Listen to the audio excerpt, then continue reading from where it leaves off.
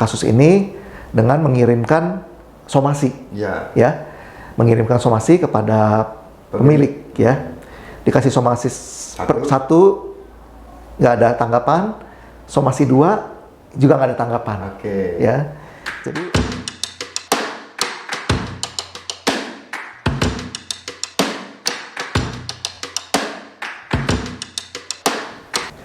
Salam Arebi dari kita, oleh kita, untuk semua. Hari ini aku lagi dari Kelapa Gading, lagi berkunjung ke kantornya Pak Hengki Husada. Beliau adalah prinsipal dari Raiwet Kelapa Gading Barat, dan sekarang di Arebi dia menjabat sebagai Wakil Ketua DPD Arebi DKI Jakarta. Ya, ini gue udah pakai baju Arebi. Ini mau ngobrol-ngobrol dengan Pak Hengki. Tadi sih beliau bilang udah 22 tahun di industri ini gitu loh. Dia lama banget gitu kan. Pak Hengki apa kabar? Luar biasa. Luar biasa, baik. Sehat Pak Hengki? Sehat. Oke. Pak Hengki kita udah fine aja ya. Udah 22 tahun itu udah mengalami asam garam ya. Iya, betul. Jadi teman-teman yang ada di asosiasi, sekali lagi ya, di Arebi itu beruntung karena kenapa? Arebi itu hampir setiap bulan itu akan memberikan edukasi. Edukasinya macam banyak banget, dari segi listing, dari segi branding, yang utama juga dari segi legalitasnya. Banyak akan diinformasikan di channel YouTube-nya, atau di acara Zoom, atau di webinar series dari masing-masing wilayah yang bisa di DKI, di Banten, di mana aja, atau dari DPP-nya. Nah, sekali lagi saya juga mau informasi ke teman-teman nih, kebetulan Arebi akan mengadakan acara yang paling spektakuler di akhir tahun 2021. Catat tanggalnya 17 November 2021, The Biggest Real Estate Summit 2021. Itu yang akan hadir, yaitu kan satu hari itu. Di link ini juga nih, tolong linknya di subscribe ya. Itu yang akan hadir para menteri, ya, dan para developer, dan tentunya ada Doorpress juga. Pokoknya kita kebetulan pas tanggal 17 November itu juga ada perayaan ulang tahun Arebi yang ke-29. Ini Pak Hengki salah satu pengurus dari Arebi ini, Pak. Pak Hengki di Arebi udah berapa lama tuh jadi pengurus? Saya dari 2011. 2011? Ya, hampir 10 tahun. Iya. Hampir, ya 10 tahun ya 2011 ya.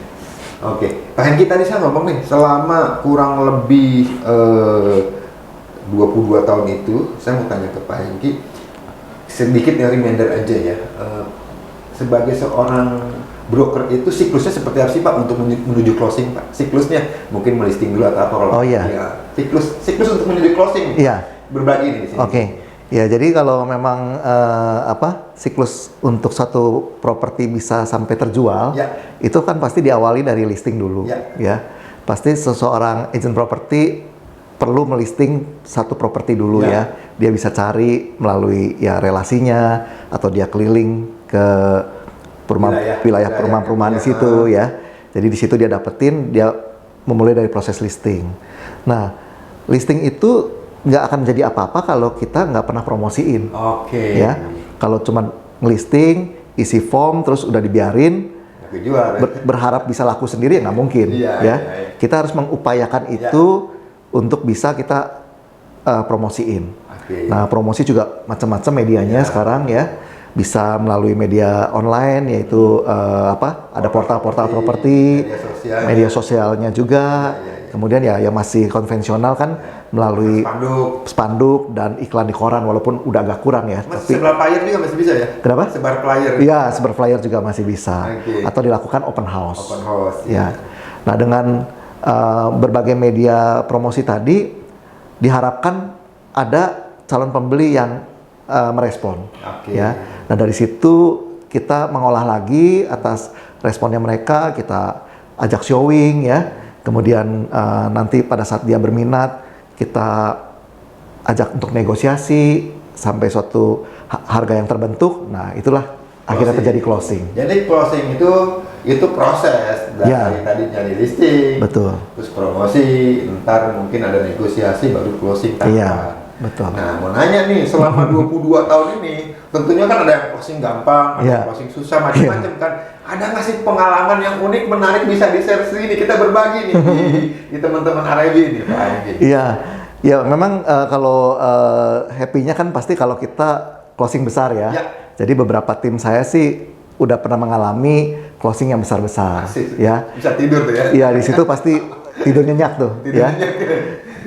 Jadi yang paling menyenangkan kan kalau bisa closing besar, ya. Dimana income-nya kan buat para tim saya itu kan jadi terasa ya, gitu. Tapi nggak bisa dipungkiri juga, ya ada transaksi yang kita sangat dirugikan bahkan, ya, sangat dirugikan. Jadi memang ya kita nggak bisa hindari semuanya mulus ya. Ya ada 1-2 kali yang mungkin kita harus ya mengalami pergumulan lah, ya gitu. Ya saya bisa ceritakan satu transaksi kita yang terjadi di tahun ini nih kebetulan. Oh, lagi hangat-hangatnya nih. Iya. Nah, coba cerita. lagi hangat-hangatnya. Ya, jadi ceritanya begini, secara singkatnya ada satu properti yang dititipkan ke tim saya, ya, di mana properti ini dititipkan dengan sudah melalui prosedur ya, udah apa? Listing, mengisi form, sudah menandatangani juga, sepakat dengan angka komisi juga. Jadi udah tim saya menjalankan sesuai prosedur. Kemudian diiklankan seperti biasa ya, dipromosikan seperti tadi saya ceritakan sebelumnya. Ya kalau nggak dipromosikan nggak mungkin bisa closing kan. Iya, betul. Nah singkat cerita dari promosi-promosi yang dilakukan ini ada calon pembeli yang kita dapatkan ya. Nah pada saat itu ada selisih harga nih terakhir. Waktu kita pertemukan untuk negosiasi, ternyata ada selisih harga, ya. Di mana selisih harganya nggak banyak sih, tinggal 25 juta, ya. Nah waktu itu akhirnya nggak bisa putus, untuk deal saat itu, saat pertemuan itu. Masih mikir dua belah pihak. Ya masih sama-sama berpikir. Tapi di luar dugaan kita, tahu-tahu si pihak pemilik atau vendor ini menghubungi calon pembeli karena sudah sudah tukeran kontak. Oh, pas ketemu tukar kontak. Iya, gitu. Ini sering terjadi nih. Sering terjadi, betul. Jadi di luar sepengetahuan kita, si pemilik ngubungin, berkomunikasi, yang mana akhirnya dia bersedia menurunkan harganya sesuai dengan permintaan dari calon pembeli. Betul. Gitu. Jadi mereka dealing di luar nih, ya.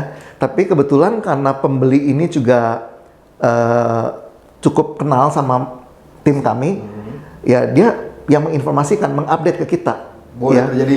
Ya, bahwa ini kita udah deal nih, ya. Di angka sekian. Si pemilik akhirnya menurunkan. Jadi ya setelah itu ya kita follow up lagi dong ya ke pemiliknya bahwa benar ya Pak udah deal. Ternyata ya benar udah deal gitu. Nah kemudian kalau udah deal kan dilanjutkan dengan pembuatan belum PPJB. Ya PPJB dulu kan. Pengikatan dulu di mana tahapan pembayarannya disepakati.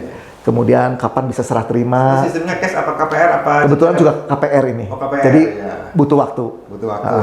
Jadi pada saat kita jadwalkan untuk penandatanganan PPJB, nah ini hal yang tidak terduga terjadi. Gimana? Nah itu kebetulan saya memang hadir dalam PPJB itu.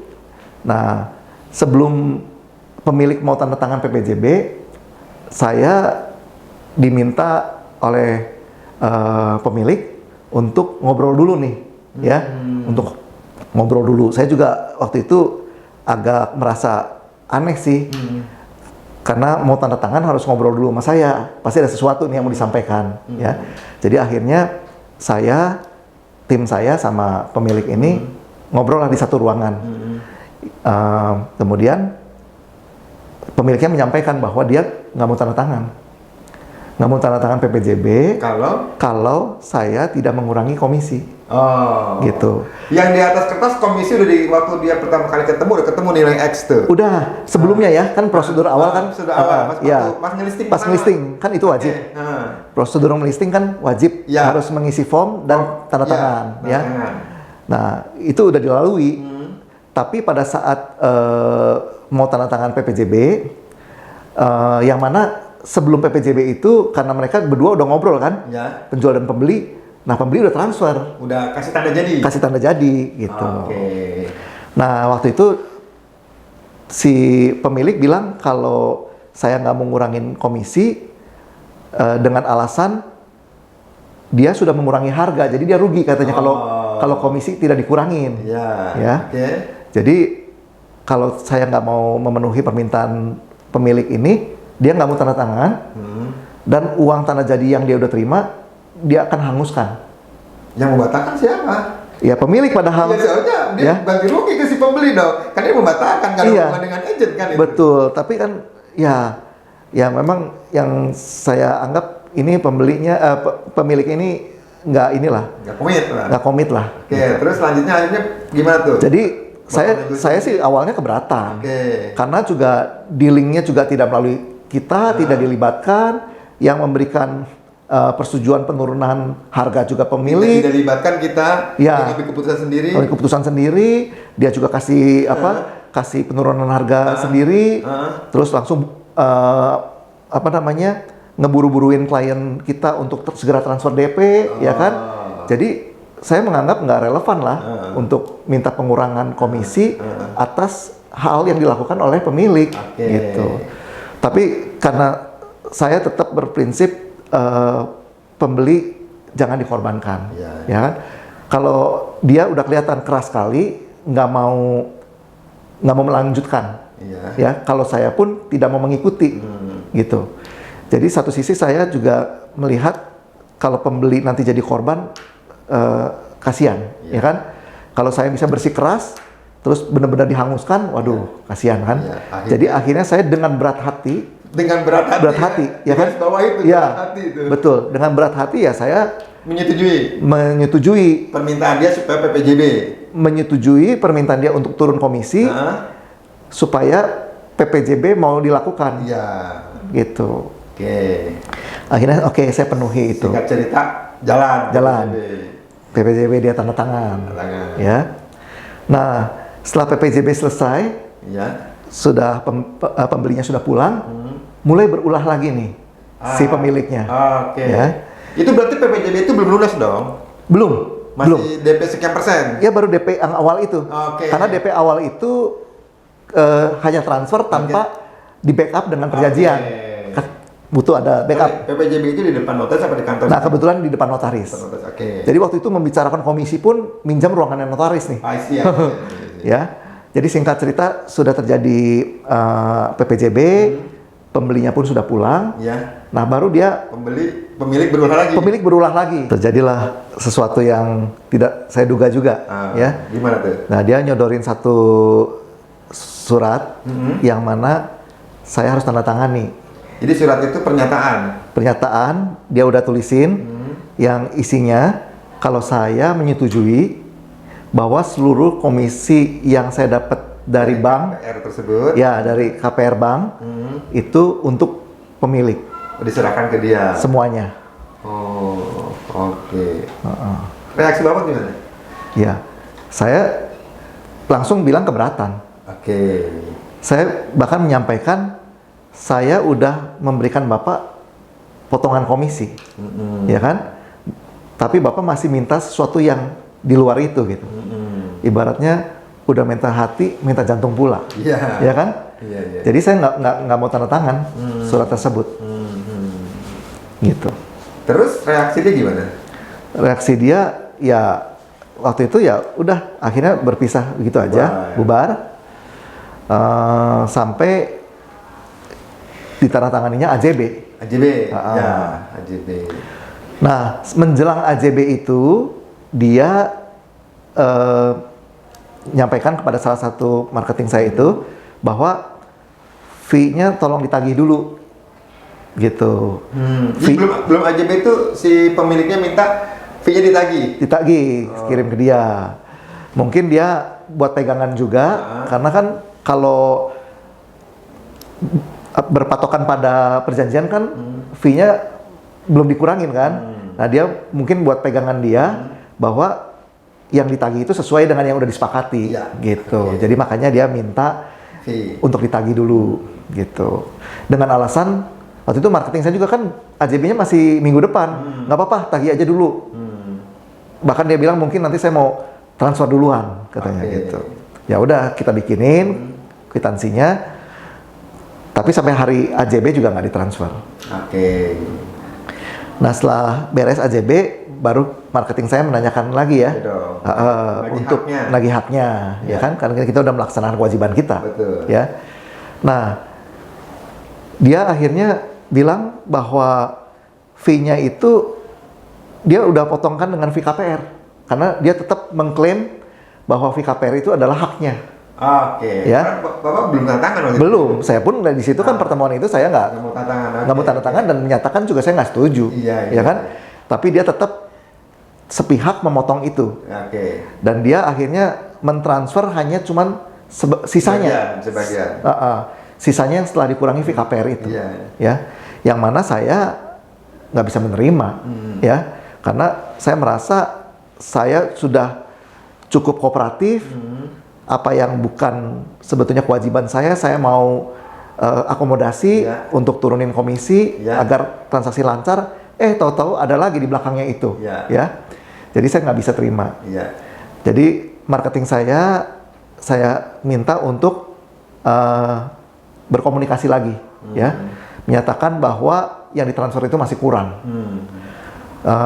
menyatakan juga bahwa tidak bisa memotong fee itu dengan fee KPR, karena fee KPR adalah hak broker, ya. Ditegasin lagi bahwa KPR itu adalah haknya broker, bukan haknya pembeli, bukan haknya penjual, gitu. Jadi marketing udah sampaikan itu, tapi tetap aja kekeh lah, orang sudah bilang bersikeras tetap dia mau dia benar memotong itu, menyatakan bahwa KPR adalah haknya, gitu. Ya karena komunikasi sudah tidak bisa lagi baik ya, tetap dia juga nggak mau mengerti. Ya akhirnya saya sebagai broker yang harus juga melindungi marketing saya, ya, karena marketing saya udah bekerja sesuai prosedur, ya kan. Kalau haknya tidak dipenuhi, adalah kewajiban saya untuk memenuhi hak broker saya. Marketing saya itu harus dipenuhi, ya. Bagaimana caranya gitu, ya. Jadi bukan semata-mata untuk income saya lebih memperhatikan income marketing saya. Dia udah bekerja sesuai prosedur, udah bisa mendatangkan pembeli, dia juga keluar uang juga nggak sedikit untuk warawiri, untuk beriklan, ya kan. Akhirnya saya mengontak ke lawyer Arebi, yaitu Pak Ori, untuk membantu masalah saya ini. Konsultasi dulu. Begitu konsultasi aja Pak Ori udah langsung bilang bahwa ini nggak benar, penjual ini nggak benar gitu, ya. Dan Pak Ori langsung menyatakan siap membantu masalah saya ini, ya. Jadi Pak Ori ambil alih kasus ini dengan mengirimkan somasi, ya, mengirimkan somasi kepada pemilik, ya. Dikasih somasi satu, nggak ada tanggapan, somasi 2 juga nggak ada tanggapan, ya. Jadi Pak Ori menanyakan lagi kepada saya, ini dua kali somasi nggak ada tanggapan. Jadi Pak Hengki maunya gimana? Mau dilanjutkan ke gugatan? Apa sudah selesai di sini? Saya bilang tetap harus lanjutin jalan, ya. Mantap. Karena haknya marketing saya harus dipenuhi. Jadi kalau ini udah bukan bicara nilai ya. Bukan bicara nilai. Bicaranya iya, gitu. Walaupun mungkin nanti juga dari segi biaya bisa lebih gede dari komisi. Iya, mungkin bisa besar juga ya. Bisa setara komisi juga. Karena kan namanya gugatan kan harus lanjut ke pengadilan. Tapi saya bukan semata-mata dari nilai, tapi juga pembelajaran lah, ya. Ini pembelajaran nih buat teman-teman nih ya, bahwa di Arebi ini kita tuh ada namanya itu perlindungan hukum. Betul. Karena Arebi itu udah kerjasama dengan notaris Ori ya. Lawyer Ori Setiono yang kita udah kerjasama memang. Jadi kalau ada apa-apa mengenai hukum, legalitas terutama di properti ya salah satunya tadi nih komisi tidak dibayarkan yang sesuai, makanya kita konsultasi. Ya, kita dibantu ya. Iya, dibantu banget. Jadi memang Pak Ori ini sangat mengerti masalah-masalah yang dihadapi oleh broker, ya. Karena memang dia spesialisnya di properti, jadi dia langsung mengerti waktu saya ingin lanjut ke gugatan, ya. dia langsung daftarkan itu ke Pengadilan Jakarta Utara. Jakarta Utara, ya. Nah, ini karena secara nilai di bawah 500 juta, itu bisa melakukan namanya gugatan sederhana. Nah, ini pengetahuan baru juga buat kita nih. Ya. Jadi kalau nilai 500 juta itu gugatan sederhana? Ya. Okay. Dengan syarat juga antara penggugat sama tergugat tinggal di kota yang sama, yaitu Jakarta Utara. Oke. Ini kebetulan sama nih. Sama, domisilinya sama. Ya. Jadi syarat 2 itu terpenuhi. Ya. Nah, jadi gugatan sederhana itu benar-benar sederhana. Ya. Hanya diputus di pengadilan negeri setempat. Ya. Ya. Kebetulan kita di PN Jakarta Utara, ya udah putusnya nanti di PN Jakarta Utara. Kalau gugatan yang normal, yang biasa kan, itu lanjut kan. Nanti banding ke pengadilan tinggi, nanti banding lagi ke Mahkamah Agung, nanti ada peninjauan kembali gitu ya. Tapi kalau ini sederhana beneran gitu. Iya. Jadi hanya diputus di pengadilan negeri setempat ya. Jadi ini juga pembelajaran buat saya juga nih ya, bahwa ada namanya gugatan sederhana. Oke. Gitu. Uju baru tahu sederhana ya. Dipanggil tuh, ada surat pengadilan tuh. Ya, jadi setelah didaftarkan oleh Pak Ori, nah tergugat dipanggil. Oke. Ya, jadi itu panggilan pertama. Panggilan pertama tergugatnya tidak datang, tapi dia mengirimkan lawyernya. Oh, dan pakai lawyer juga? Iya. Oh, keren. Mantap tuh. Iya, jadi lawyer sama lawyer.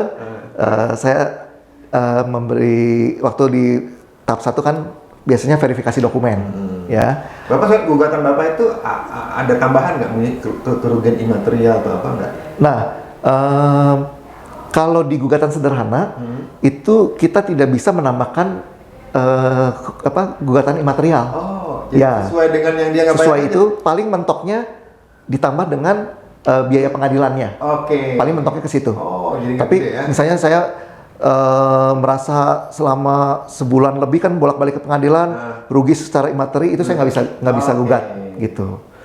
Jadi memang itu kelebihan dan kekurangannya di pengadilan gugatan sederhana itu. Terus? Jadi singkat cerita, dengan sudah ada 4 kali lah ya, saya ke pengadilan itu 4 kali, itu diputus akhirnya. Jadi panggilan pertama itu baru verifikasi data. Panggilan kedua, dua-duanya datang tuh lawyernya? Lawyernya datang terus. Oh. Dia baru datang itu tergugat waktu dia harus menyampaikan kesaksian pembelaan dia, gitu. Di panggilan ketiga apa keempat? Di panggilan ketiga. Oke. Ketemu apa dong? Iya, ketemu lagi.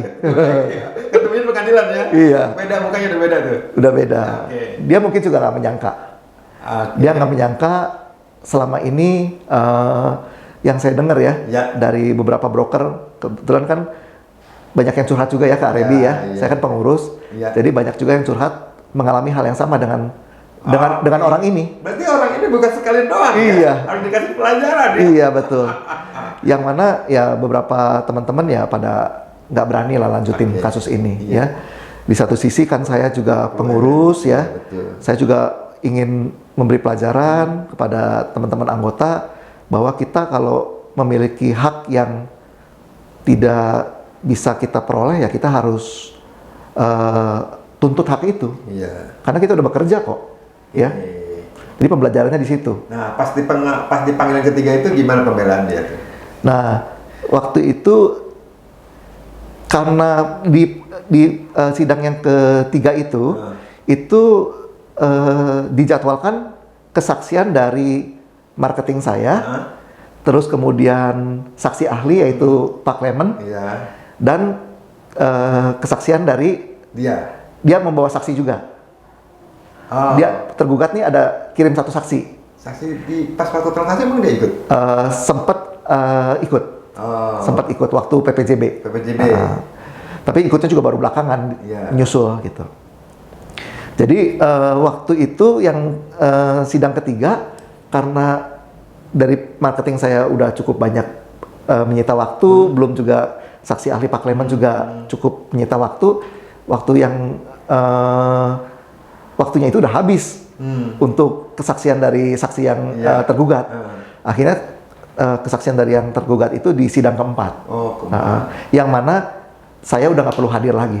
Oke. Jadi waktu itu diwakili oleh Pak Ori aja. Sidang ketiga, keempat tuh tenggangnya biasanya 2 minggu. Semingguan. Seminggu. Ah, Seminggu. Seminggu. Oke. Jadi dari sederhana itu cepat karena memang secara ketentuannya itu sebulan udah diputus. Oh, sebulan ya? Dari kita masukin gugatan maksimal sebulan. Ini perdata dong ya? Perdata, murni perdata. Perdata ya. Jadi singkat sekali waktunya. Sebulan. Jadi maksimum sebulan sudah ada putusan. Oke. Jadi antara sidang pertama sama sidang berikutnya, iya, sebulan. ya. Nah, sidang keempat gimana ceritanya? Sidang keempat saya udah nggak hadir.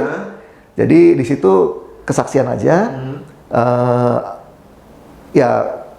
Ya pasti dengan pembelaan-pembelaan sana sini ya. Kemudian udah ditunggu minggu depannya lagi putusan.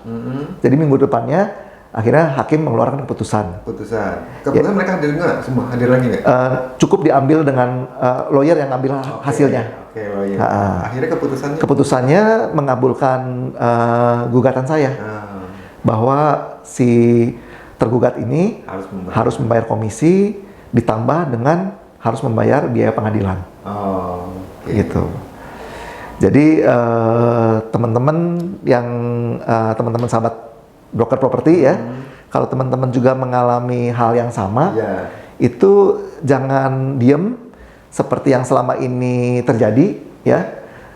Kalau diem ya kasus ini akan terus menimpa teman-teman yang lain, ya. Nanti nggak ada ujungnya, ya. Kita harus bisa memutus mata rantai ini, gitu, supaya nggak ada lagi korban-korban dari teman-teman broker properti. Kita berani karena benar. Iya, karena kita benar. Yang kita dapatkan sesuai. Iya, betul. Dari awal-awal kita banyak kalah ya. Iya. Tapi ya itu tadi, minta hati minta jantung, semua diambil gitu kan. Semua yang mau diambil, betul. Jadi kita ini perlu memiliki prosedur yang kuat ya. Dalam hal ini kuncinya ada di perjanjian pemasaran yang di awal. Iya. Jadi sedikit cerita nih ya. Ada namanya tertib administrasi. Betul.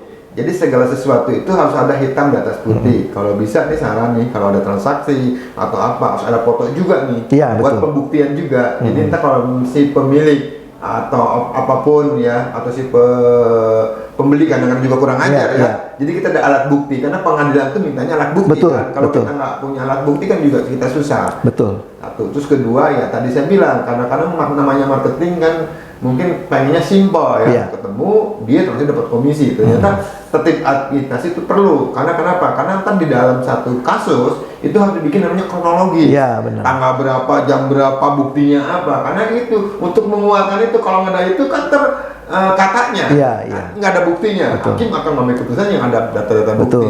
Saya berdasarkan itu juga pernah saya.